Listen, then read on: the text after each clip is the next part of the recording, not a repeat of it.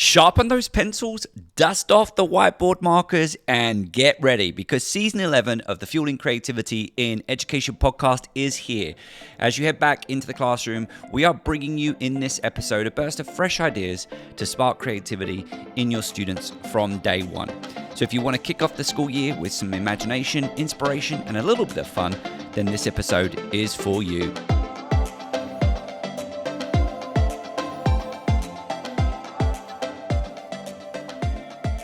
So Cindy, we are back, getting ready for the new academic year and kick-starting season 11 of the podcast. Are you excited? I am very excited because I am thrilled about some of the wonderful guests that we've already secured and have interviewed. So I really can't wait to share these episodes with our listeners. And we're sharing them not just via audio. They're also going to be video episodes. I mean, this is a video episode as well. So, we've been experimenting with this kind of new format, but now we're really going for it. We're trying to make a commitment for every episode, so long as the guests are comfortable with it, that it's going to be released as an audio version on your normal kind of favorite preferred podcasting channels, but also it's going to be available on YouTube as well. Yes. So if you haven't already subscribed, go to YouTube and find us, Fueling Creativity Podcast, Fueling Creativity and Education Podcast, and make sure you subscribe and click the bell for notifications so that you can receive notifications and you can listen to us in the car. You can watch us while you're making dinner, but we promise that all of our episodes will give you strategies and background to how to bring creativity into education.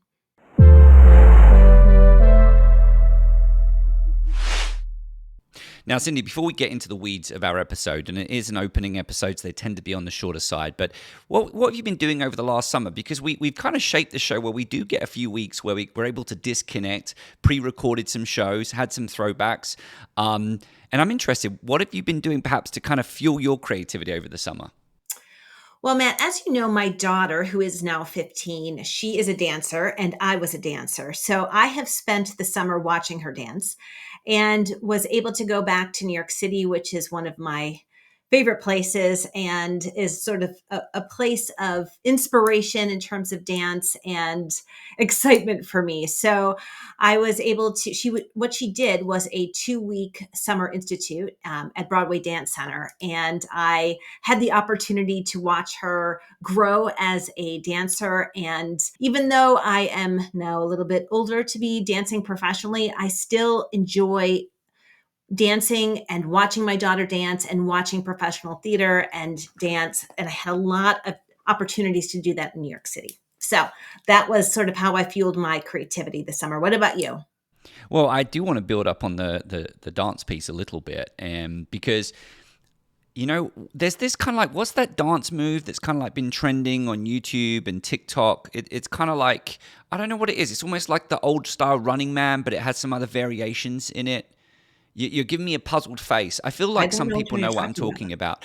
I'm going to say it. Like, to a certain extent, you're reliving or rekindling some of that youthful spirit or memories of your youth.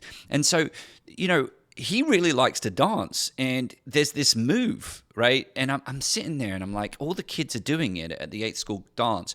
And the reason where I'm going is that I actually have set my goal to actually have some cool dance moves. So by the next kind of like dance I go to, I want to get on the dance floor, whether it's a wedding, whether it's kind of like, an 8th grade dance that the parents kind of like join in with at the end. I want to be able to do this move. Since you said that, I don't know what move you're talking about. So clearly it's not on my Instagram feed. And I would say most dancing, if you scroll my Instagram feed, it is mostly about dance. But I'm not familiar with this move. So you'll need to send it to me. And I think because you brought it up and that goal of being able to do it by the end of the year, I think by the end of season 11, we should do a little video. Maybe when we're in Pittsburgh together at the NAGC conference, we should do a video of us doing that dance together. All right. I like that. With the caveat, depending on how my knee's responding. But I like that. I do like that, Cindy. And I'll skip my summer story because mostly it's been centered around me trying to get my head down and writing this book that We said we'll get the manuscript into the publisher by early November. So head down. That's taken up a lot of my time, as well as some vacations as well. So that's been my summer. All right. So I think we've got some things planned, haven't we, for this episode in terms of going back to the new school year? Yes. So we thought we would give you 3 tips based on all of the episodes we've done, 3 tips each on ways you can bring creativity into your classroom to kick off the new school year. Yeah, and I mean, they are tips, absolutely, but they're also kind of, I took it, and I think you would have done it the same way, as these are things that I do, and they've kind of found their way into my practice, and to a certain extent, they probably are a little routine based. So, I'm probably guilty of getting into my own comforts to a certain extent, but I would argue that I still consider them very effective. So I'll give you my first one. Okay. And that is, I've been doing the Marshmallow Challenge with new students for probably 12, 13 years. And I do have a blog article about this, and I will share it in the show notes below. And I think at some point we probably should set up a blog on our website, and I'll share it there as well. But the thing that I like about the Marshmallow Challenge, and it might be that some people know it, but for me, I've always been able to facilitate different conversations with my students after they participate with it. So I kind of like, for that first lesson, all of the equipment's laid out, and as a reminder, I think it's 20 pieces of spaghetti, 1 marshmallow, 1 yard of string, 1 masking tape. I think it's got another name in the US. And then I would tell you everyone should have their own scissors. And it's laid out, and they have to build the tallest freestanding structure in no more than 18 minutes. So they come in, organize them in groups, and I set them off, and I get that 18-minute countdown. And it's weird because I think what I'm doing in that moment is I kind of respond to the energy in the room, what I'm observing. I'm very open. I never kind of have predetermined things that I want to talk about after this activity. What I'm observing is that participating in this challenge is usually what I bring up to facilitate the conversation at the end. And so it's a great icebreaker. You're getting folks collaborating immediately. You usually get into a conversation a little bit about failure, but and obviously iterative design. But there's so many other things that always come up year after year. So it doesn't necessarily have to be the Marshmallow Challenge, but those short type of creative challenges, I'm a big fan of doing those in the first day or week of the new school year.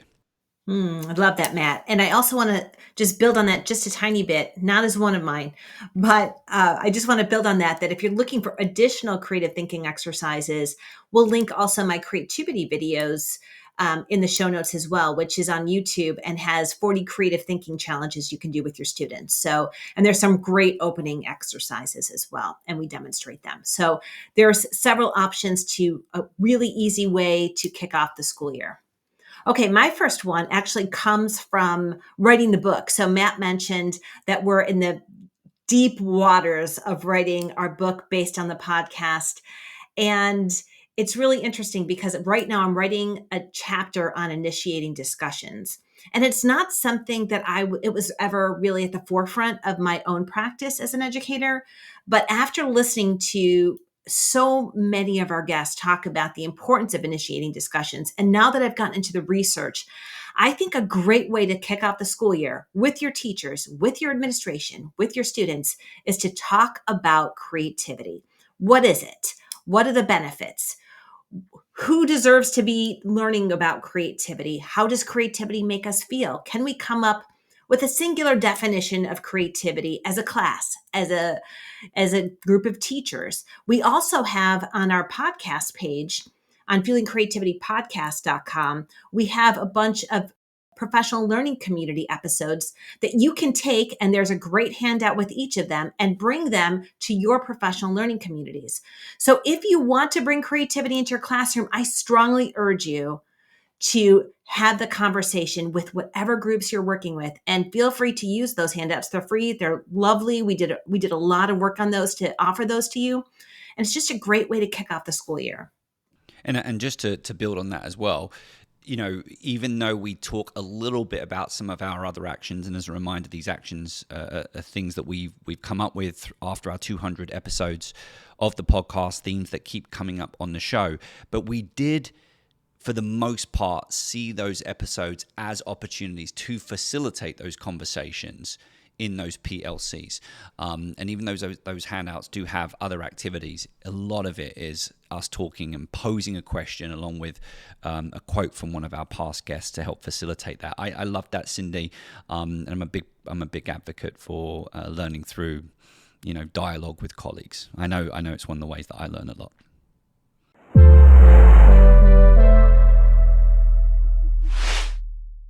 All right, what's your number 2? My number 2 is this, and this is a very simple one. Last few years, I have, in fact, maybe about 5-6 years now, maybe it's a little bit bringing in the design thinking piece, challenging my assumptions, but I survey my students. So I put together a survey.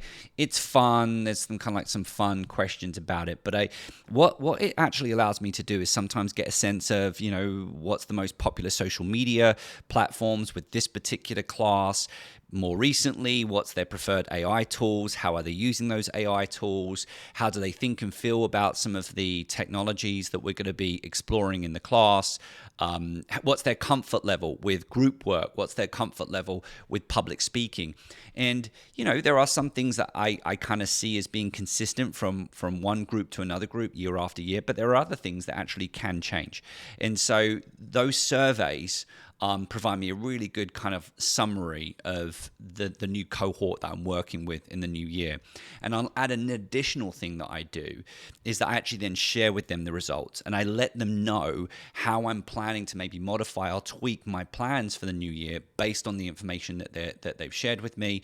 And also sometimes I invite them to think about what should I consider if I'm looking at this and I see that everyone uses AI to generate ideas, for example.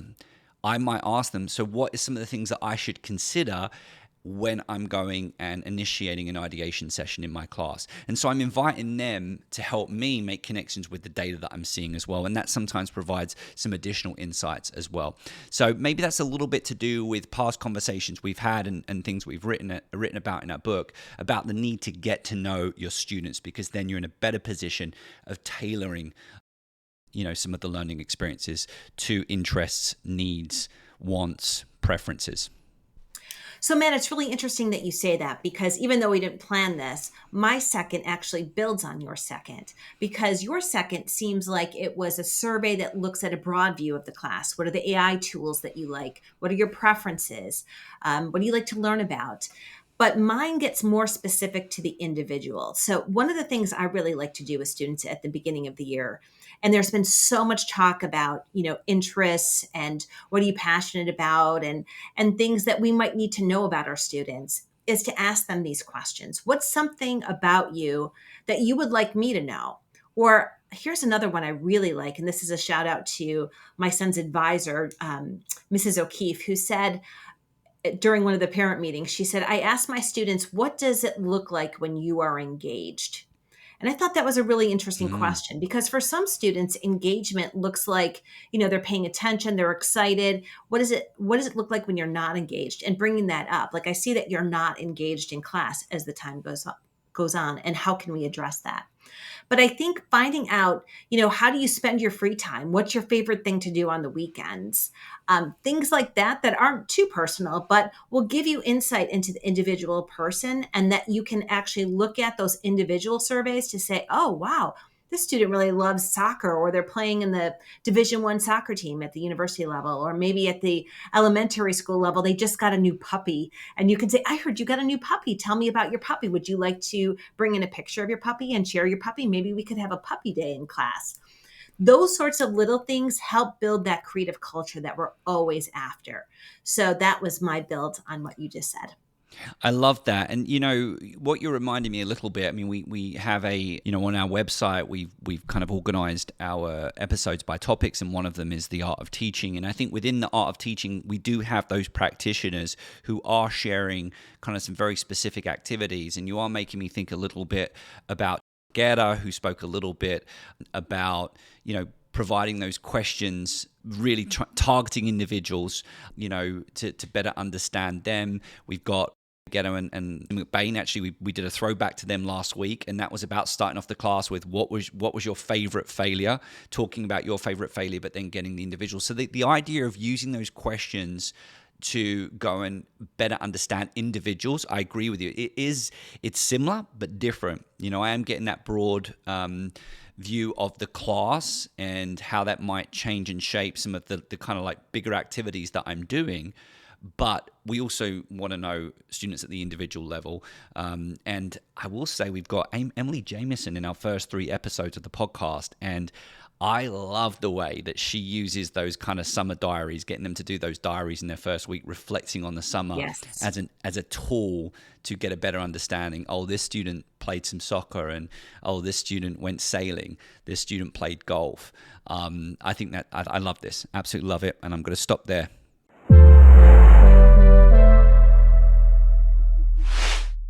And what's your last one, Matt? So my last one, and this is something that I've built into my practice. I'm not going to sit here and say it's easy. I'm not going to sit here and say that I always keep to it. I am, I think, very similar to probably many of the educators listening, saying, yeah, right. But every year I start with the intention of carving out time each week for myself.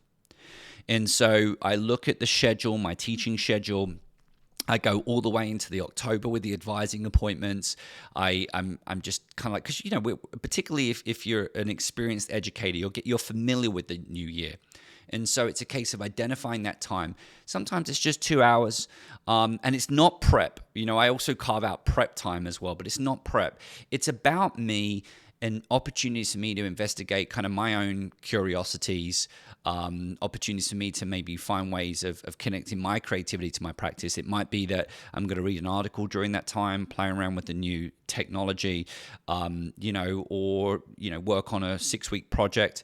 And every week I'm going to spend those 2 hours at that allotted spot. But that's one of the things that I try and do. And I think the key point is starting off with the intention to do it. And that is simply about looking at that week and actually saying between 9:30 and 11, I'm able to do something for me. And perhaps for our listeners, that might be that you could be on the podcast. That could be a time where we interview you on the podcast. Matt, I think that's a great idea. I really think the teachers need to find that time for themselves and their creativity.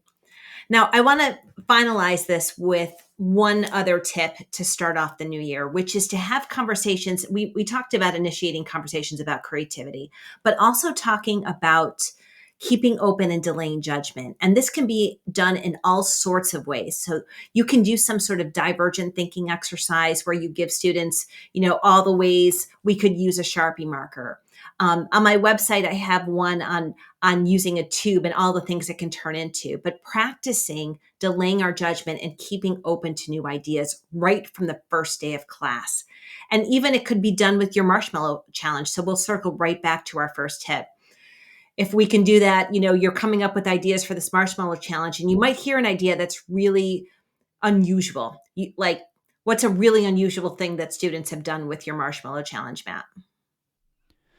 I was going to crack a joke there and say, don't be messing around with my marshmallow challenge. I'm not actually open to that. But what I would say is, you really good question, Cindy. You do get questions about the marshmallow challenge. Can I stick the spaghetti to the floor? Can I stick the spaghetti to the table? Can I stick it to the floor? Can I turn the table upside down to give me more height? Will that count? And some years I'll say go for it. And other years, because of experience, I say no. But I do try and delay judgment as much as I can while trying to maintain the constraints to the challenge. So absolutely, I get weird. Can we rip up the marshmallow, right? Like all the time, clarifying questions, and you do have to kind of be open to them, particularly when it's a new question you haven't thought about before.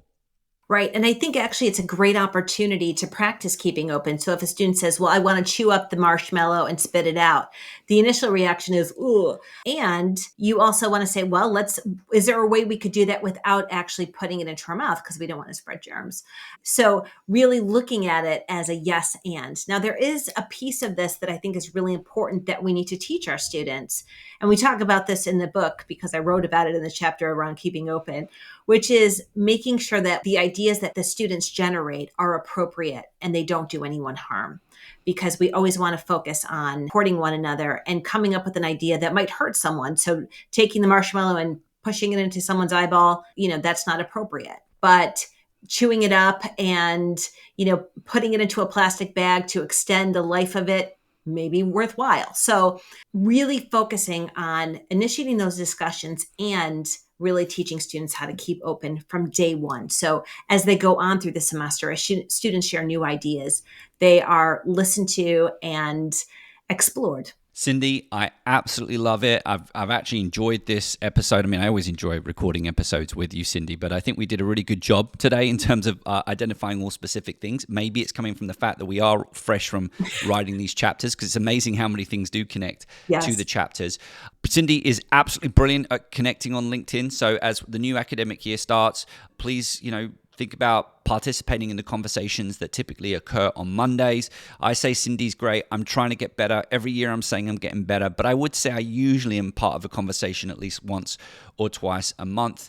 And as I said, we have our YouTube channel. Any other ideas, concerns that you have for the podcast, you can reach out to us at ideas@fuelingcreativitypodcast.com. A little bit different change this time. Ideas, not questions. Ideas@fuelingcreativitypodcast.com. We look forward to hearing from you. And as always, if you've got something you want to share about fueling creativity in education and you want to be on the show, please reach out to Cindy and I, because we absolutely love it when our listeners want to be on the show and share something that they're doing in their classroom or within their research. My name's Dr. Matthew Warwood. And my name is Dr. Cindy Burnett. This episode was produced by Cindy Burnett and Matthew Warwood. Our podcast assistant is Anne Fernando, and our editor is Sheikh Ahmed.